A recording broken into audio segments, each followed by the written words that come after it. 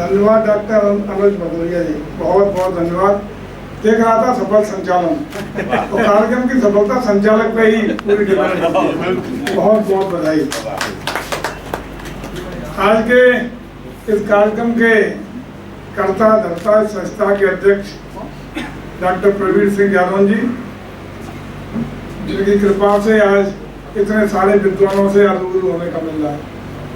बहुत बहुत मौका देने के लिए आपको आभार, धन्यवाद। अध्यक्षता कर रहे वरिष्ठ IAS अधिकारी एल वेंकट संधू जी, जो आजकल प्रमुख सचिव परिवहन का दायित्व संभाल रहे हैं। मंचासीन डॉक्टर महेश कुमार पांडे जी, जिनके व्याख्यान की प्रस्तुति आपके सामने अच्छी बात है, लेकिन आप सब प्रबुद्ध लोग जिन्होंने आज इस सभागार में आकर के हम लोगों को एक मौका दिया कि आपसे रूबरू हो रहे हैं। विषय शायद रखा कि आज़ादी की लड़ाई में साहित्यिक योगदान। तो आज़ादी की लड़ाई की बात क्या होगी? हालांकि पहले अपने लू साहब को बधाई दूंगा। मैं कह भी रहा था, आध्यात्मिक रूप से इस तरीके के प्रवचन उनके सुनने को मिले, तो मैं बहुत पूछ रहा था कितना समय और बचा है आश्रम की व्यवस्था करा के इनकी जो प्रवक्ता समाज के लिए समाज सुधारक के रूप में आपकी सेवा ली है, बहुत अच्छा रहेगा, बहुत अच्छा। और खास रूप से मैं समझता हूँ साउथ के रहने वाले लोग कम हिंदी आती है, और इतनी अच्छी हिंदी आप बोल रहे थे। मेरे जबरदस्त संस्कृत हिंदी का जो सामंजस्य और तालमेल जिस तरीके का आपको देखने में मिला, लाजवाब, अद्वितीय। तो लू साहब चिंता न करो, बढ़िया था आश्रम की व्यवस्था हम कराएंगे आपको। बहुत अच्छा, संस्कृति आयोग बने, उसका अध्यक्ष बना दिया। लू साहब वैसे भी बहुत ही योग्यतम, ईमानदार और कर्मठ अधिकारियों में आपकी गिनती है। आप जिस विभाग में रहे हैं, हमेशा विभाग में मील का पत्थर साबित हुए हैं। उपलब्धि आपके जमाने की रही है, और आप जहाँ रहे वहाँ को नया हाउस विभाग को दे के आए, नया डेवलपमेंट, नया आयाम, नया कीर्तिमान आपने हमेशा दिया है। आपको बधाई हो। मैं ईश्वर से कामना करता हूँ कि आप जैसे प्रशासनिक अधिकारी अगर मिलते रहे तो मैं समझता हूँ समाज, प्रदेश और देश का भला हो जाएगा। आपको बहुत बहुत बधाई। और अच्छी बात है कि परिवहन देख रहे हैं, परिवहन को बहुत आवश्यकता है ऐसे अधिकारियों की, सुधार की बहुत गुंजाइश है परिवहन में, अपार संभावना है। साथियों, हम सब जानते हैं कि साहित्य से जुड़े हुए लोग बहुत भावुक होते हैं। उनका दायरा बहुत बड़ा होता है, उनका सोच, उनका दायरा, उनकी कार्यशैली, उनकी क्षमता, उनकी योग्यता अपने आप इतनी बृहद और व्यापक हो जाती है कि निश्चित रूप से उनकी जो किरणें निकलती हैं, जो आप कह रहे थे, उनकी जो आभा निकलती है, उससे बहुत सारे लोग प्रभावित होते हैं। उनका महिमा मंडन से प्रभावित होने का काम होता है। तो आज़ादी की लड़ाई लड़ी गई, उस लड़ाई में पहली बात यह थी कि जो राष्ट्रीय भावना जो आज जग रही है लंबे समय बाद, आज़ाद तो हम हुए थे 47 में, लेकिन सांस्कृतिक रूप से आज़ादी अब मिल रही लग रहा है हम लोगों को, आज़ाद हो रहे हैं विचारों से, चरित्र से, सोच से। अब आज़ाद होने का एक मौका मिला है, नया प्लेटफॉर्म मिलता है, वो नजर आ रहा है। ऐसे ही जो उस समय हमारे समाज के साहित्यिक क्षेत्र से जुड़े हुए लोग थे, साहित्य के बड़े बड़े लोग, ऐसे लोग जिन्होंने अपने संदेशों के द्वारा हमारे सोए हुए समाज को जगाने का काम किया। शक्तियाँ सब में, जैसा लू साहब बता रहे थे, उसको नेतृत्व, लीडरशिप देने की जरूरत है, उभार के उसको मैदान देने की जरूरत है। उसको अपने, जैसा आप कह रहे थे ना, गधे का अगर शेर अगर लीड कर रहा है तो शेरों की तरह काम करता है, और किसी उल्टा हो जाएगा तो और गड़बड़ हो जाएगा। तो इसी तरह हमारे देश के लोगों में देश के प्रति ललक थी, अपनी संस्कृति, अपनी भाषाएं, अपनी परंपराएं, अपनी धरती, अपनी माटी से प्रेम था, अपनी माटी के प्रति ललक थी, और उसके लिए सब कुछ समर्पित और कुर्बान करने की जज्बा भी था। लेकिन लीडरशिप में कहीं न कहीं इस तरह था कि हम लोग इकट्ठा एक सामूहिक ज्वाइंट प्रयास नहीं कर पा रहे थे, और उसको मुझे लगता है तो तमाम विभूतियाँ जिसमें प्रेमचंद जी हुए, उस समय के बड़े साहित्यकार थे। उपन्यास विभिन्न उपन्यास के द्वारा जो भारत माँ के प्रति नलक और प्याज जलाया, और खास रूप से देहात में, गांव देहात की उन्होंने चर्चा करके आम आदमी को भावनात्मक रूप से जिस प्रकार मुंशी प्रेमचंद जी ने जगाने का, परंतु देश के प्रति लक्ष्य देने का काम किया। भारतचंद जी हरिश्चंद्र का नाम उन्होंने नाटक प्रस्तुति कर करके भारत दर्शन और अन्य अन्य नाटकों का प्रस्तुति कर दिया। ये जयशंकर प्रसाद जी की तमाम रचनाएं उस समय लोगों की भावनाओं को वार करके चरम पर पहुंचाने का काम किया। ऐसे तमाम उस समय के जाने अनजाने नाम जिन साहित्यकारों ने, भले ही वो हिंदी भाषा में थे, साउथ में तमिल भाषा में थे, या विभिन्न प्रांतों की अलग अलग जो रीजनल भाषाएं थी, सारी भाषाओं के लोगों ने, सारे उनके उस समय के बड़े बड़े साहित्यकारों ने, कवियों ने आज़ादी की अलग जगाने के लिए जो प्रयास किए उनको भुलाया नहीं जा सकता। वास्तव में उनका प्रयास था और उसी का परिणाम था कि विभिन्न भाषा, देश, प्रांत, मजहब के लोग सारी चीजें भूल गए। चाहे वो बंगाली हो, चाहे तमिलनाडु का हो, चाहे उत्तर प्रदेश का हो, चाहे पंजाब का हो, चाहे जहाँ का हो, पूरा हिंदुस्तान एकजुट हो गए। उस समय का अखंड भारत था। तो थोड़ा पाकिस्तान और बांग्लादेश ये तो हो गया। उस अखंड भारत में ऐसे लोग जिन्होंने बिल्कुल कुर्बानी देने के लिए, इन्हीं साहित्यकारों की प्रेरणा का परिणाम था कि हजारों नौजवान अपनी जान की कुर्बानी देने के लिए, आजादी की लड़ाई लड़ने के लिए तत्पर हो गए। लड़ाई लड़ी गई, गांधी जी का प्रयास रहा, गांधी जी का नेतृत्व मिला, लेकिन वहां भी दो धाराएं हो गई, गरम और नरम। आप बहुत लंबी उसमें नहीं जाऊंगा, लेकिन वो दोनों की आवश्यकता थी।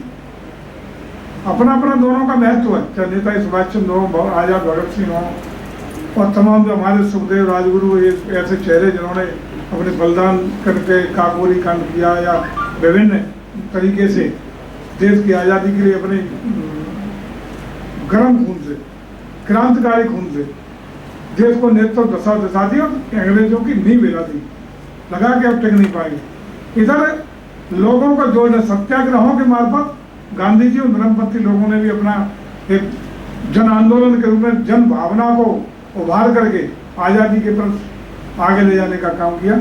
लेकिन मैं समझता हूँ कि सारे जुड़ाव में, सारी चीज़ों में, क्रांतिकारियों का योगदान हो, धर्मपंथियों का योगदान हो, इसमें साहित्यकारों का बड़ा योगदान था।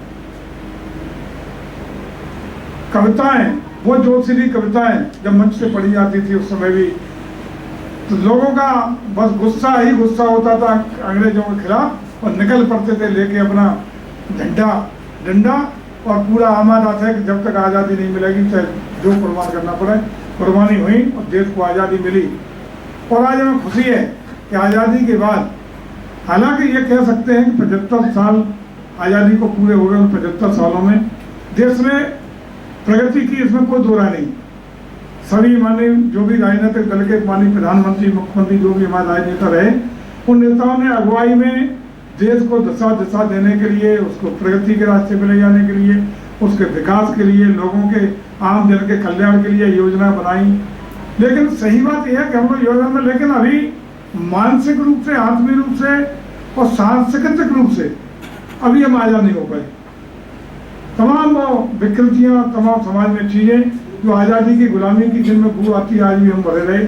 और भारत, मैं समझता हूँ कि ऐसा देश है जिसने विश्व का नेतृत्व किया है, जो विश्व गुरु हम आज भी कहते हैं, भारत विश्व गुरु रहा है।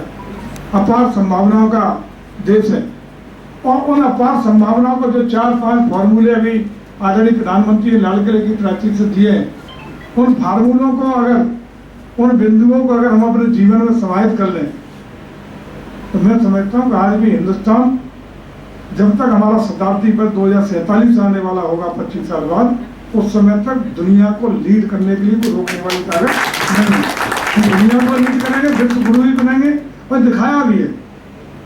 पश्चिम के देश कहा करते थे भारत सफेदों का देश है, लेकिन अभी कोरोना काल आया। कोरोना काल में जहाँ बड़े बड़े विकसित देश जो अपने को हर तरह से सक्षम और योग्य मानते थे, घुटनों के बल आ गए। Germany, America, Britain, France, Italy जैसे देश घुटनों के बल आ गए।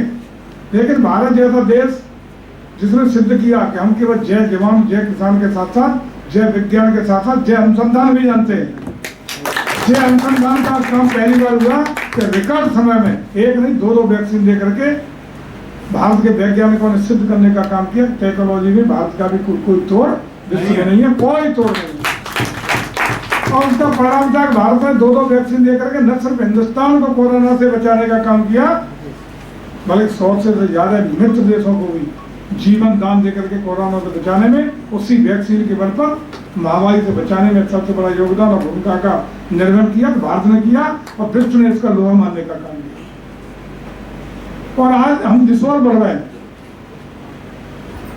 हम लोग सांस्कृतिक राष्ट्रवाद के साथ साथ जो बात करते हैं, सांस्कृतिक राष्ट्रवाद की अपना मूल संस्कृति, मूल परंपराएं, मूल धरोहर, आज भी ये कहने में मुझे कुछ संकोच नहीं है कि हम लोग भूल रहे हैं। शहर के लोग देहात में भी अभी सुरक्षित हैं, हम लोगों से आगे हैं गांव के लोग।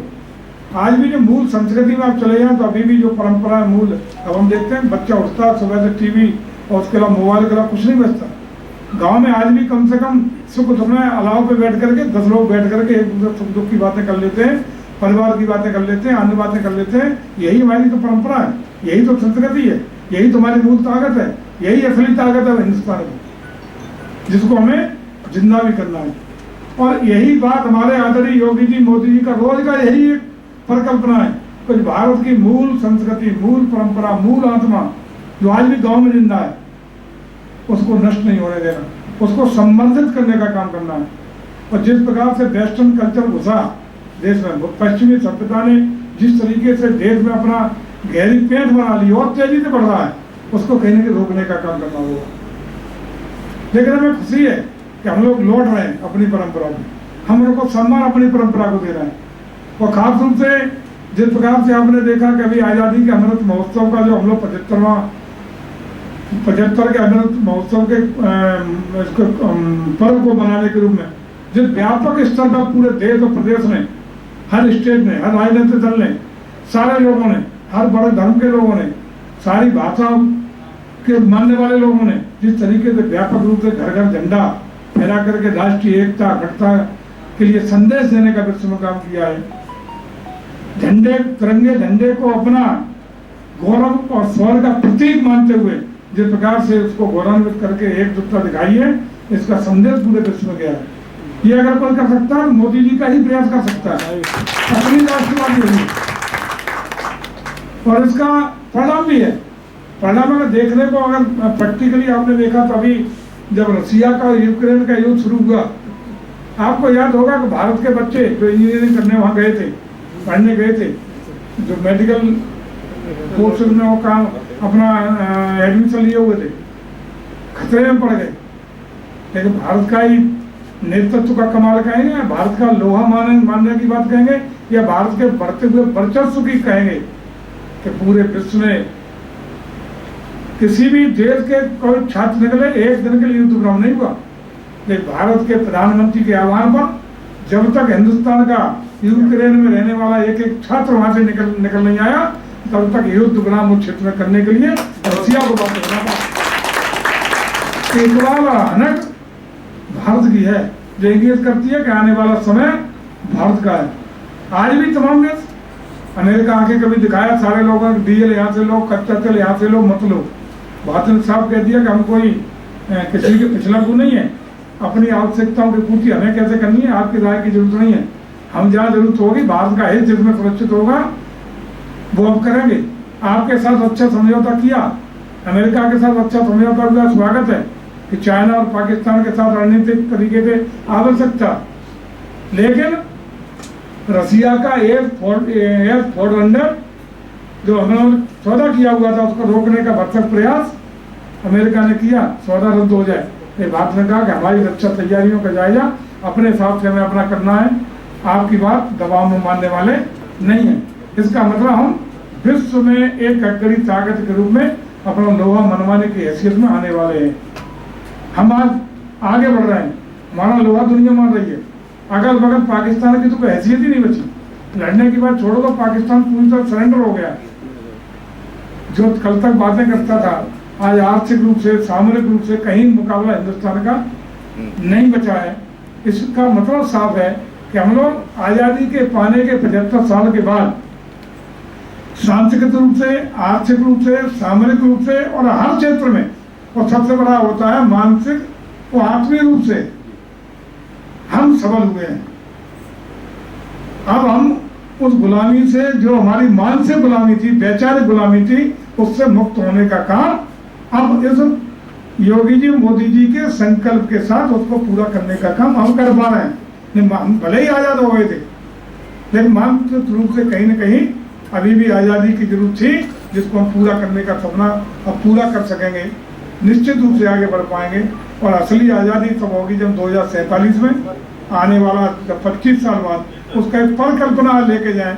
आदरणीय मोदी जी ने जो 5 सिद्धांत दिए उनको अपने जीवन में धारण कर लें। मेरा ये मानना है कि हम लोग भाषण बहुत करते हैं, पर उपदेश कुशल बहुत तेरे, ये खुद नहीं लागू करते, और दूसरों को तो कहते हैं दारू मत पियो, और खुद शाम को बोतल में कर जाते हैं। ये चलने वाला नहीं है। ये तब प्रभावी होगा जब हम अपने स्वयं के चरित्र को, अपने कर्म को, अपनी बातों को जो कहें उसको खरा उतरने का काम करें, अपने जीवन में उसको डालने का काम करें। और अगर खुद को ठीक कर लिया, खुद को भारतीय की संस्कृति, परंपरा, आदर्शों, मूल्यों पर हमने अपने को ठीक डाल लिया, तो उसी दिन जो हम ठीक हो जाएंगे, हमारा परिवार ठीक हो जाएगा, परिवार ठीक हो जाएगा, उसी दिन हमारा समाज ठीक हो जाएगा, और समाज ठीक हो गया उसी दिन प्रदेश और देश अपने आप ठीक हो जाएगा। और भारत राष्ट्र के बाद वो संसाधन, संपदाएं इतना प्राकृतिक रूप से किसी अन्य देश के पास नहीं है, भारत के पास है। कोई दुनिया की ताकत 2047 में केवल हमें अपना सुधार लें, जो हमारे आदरणीय मोदी जी, योगी जी बताया करते हैं, उनको थोड़ा सा अपने जीवन में डाल लें। दुनिया की कोई ताकत 2047 में विश्व की महान शक्ति बनने से और अग्रणी देश बनने से, विश्व गुरु बनने से रोकने वाली नहीं है। और इसमें भी हम आजादी की लड़ाई में साहित्यिक योगदान आपका रहा ही है, इसमें भी आह्वान करेंगे कि साहित्यिक क्षेत्र से जुड़े हुए लोग, चाहे वो काव्य से जुड़े हों, संगीत से जुड़े हों, लेखन से जुड़े हों, या विभिन्न विधाओं से अन्य जुड़े हों, इन सबकी महत्वपूर्ण योगदान इसमें रहने वाला है। लेखनी से समाज बदलता है, और लेखनी आपकी इस समय बहुत तेज चलने की जरूरत है। आपकी लेखनी चलेगी, स्वरूप बदलेगा, समाज बदलेगा। निश्चित रूप से विकृतियां जो समाज में आई हैं, जो पश्चिमी सभ्यता से तमाम जो विकृतियां पैदा हुई हैं, उन पर रोक लगेगी, और भारतीय परंपराओं को पुनः हम लोग सुदृढ़ करते हुए, संवर्धित करते हुए हम एक ताकतवर देश के रूप में बनेंगे। मुझे भरोसा है कि आप सब हम लोग मिलकर के यहाँ प्रबुद्ध लोग बैठे हैं, इतने लोग ही अगर लगातार प्रयास कर दें तो साल भर में लाखों लोगों को उसका चाल, चरित्र, चेहरा, सोच और विचार सब बदलने की क्षमता रखते हैं। तो ये सब लोग लगेंगे, आप सब प्रबुद्ध लोग हैं। मैं भाई यादव जी को धन्यवाद देता हूँ, क्योंकि लंबे समय तक आप जेल में होंगे, हमें भी लेटा कुछ लोग बैठे। मैं धन्यवाद देता हूँ कि आपकी संस्था के माध्यम से इतने सारे प्रबुद्ध लोगों से मिलने का, रूबरू होने का मौका मिला, और इस तरह के प्रयास सतत रूप से जारी रहने चाहिए। साहित्यिक क्षेत्र के लोगों की बहुत बड़ी भूमिका समाज को बदलने में रही है। आगे भी ये भूमिका इस तरह नहीं, और ज़्यादा तेजी से उभर के इस भूमिका में अपना सक्रिय योगदान आप लोग करेंगे। इसी आशा विश्वास के साथ पुनः श्री यादव जी को, मंच को बहुत बहुत प्रणाम करता हूँ, नमन करता हूँ, और आप सब बैठे हुए साहित्यिक क्षेत्र से जुड़े हुए साहित्य प्रेमियों को हृदय से अभिनंदन, वंदन, स्वागत करते हुए, प्रणाम करते हुए अपनी बात को विराम देता हूँ। भारत माता की जय, भारत माता की जय, भारत माता की जय, वंदे मातरम, वंदे मातरम, वंदे मातरम। बहुत बहुत धन्यवाद।